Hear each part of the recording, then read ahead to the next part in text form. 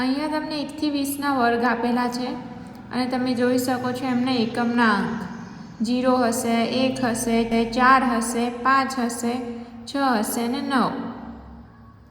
તો આવ્યું સમજમાં?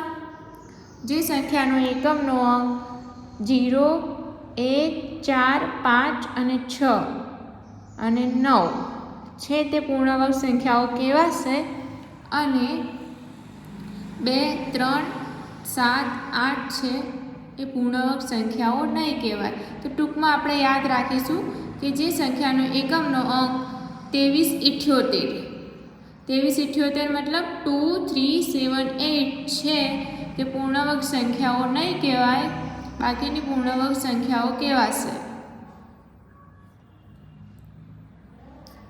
આવા જ વિડીયો જોવા લાઈક કરો અને સબસ્ક્રાઈબ કરો.